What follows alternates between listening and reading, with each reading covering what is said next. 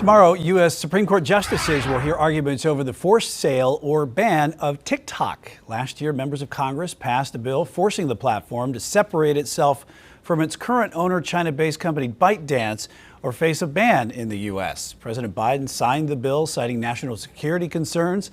And now President-elect Trump is asking justices to delay the ban going into effect, which is set for the 19th.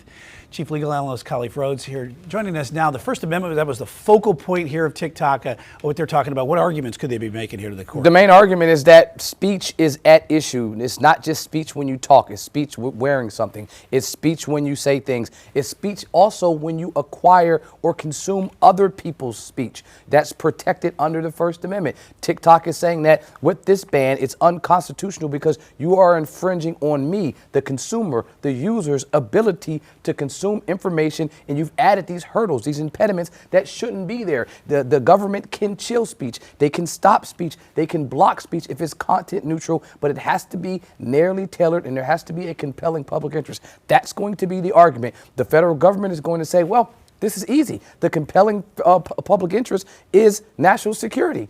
ByteDance will say, or TikTok will say, no, it's not a compelling public interest because national security is not an issue. We've quarantined off. We've made sure that we've put measures in place to ensure that national security is not and will not be an issue. And there's no evidence that there is an issue. That will be their argument. Both sides will come in with arguments that they've been listing and presenting to the court for a number of weeks. Now the court will have an opportunity to hear it. And let's remember, the justices have already looked at their briefs. They've already kind of made up their mind. Now you have an opportunity to change the justice's opinion or not. You know, as you're talking about national security, it was overwhelming bipartisan support when Congress passed this bill last year, talking about how worrisome it was for the national security. Now they seem to be softening a little bit. You can't get this Congress or really both sides of the aisle to see eye to eye on anything. But in this situation, this was one time in last year where it seemed like there was unanimity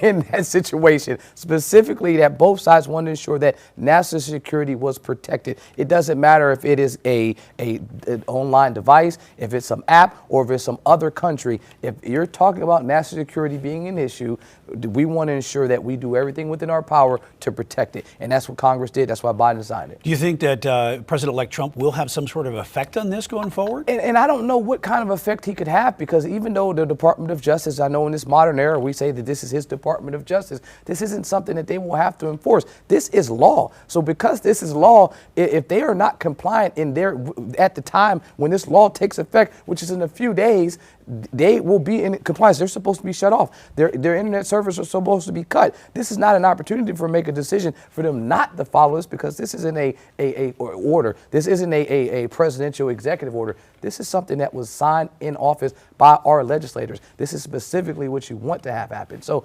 I don't know if he would have an opportunity to do that. I don't know what mechanism he can, but I tell you this. He said he wants to make sure it's stopped, and most of the time he gets what he wants. Yeah, well, we're going to have to see coming up on the 19th with a hearing, with those meetings and arguments in court, and then, of course, the inauguration is the next day. Action-packed. Rhodes, thanks.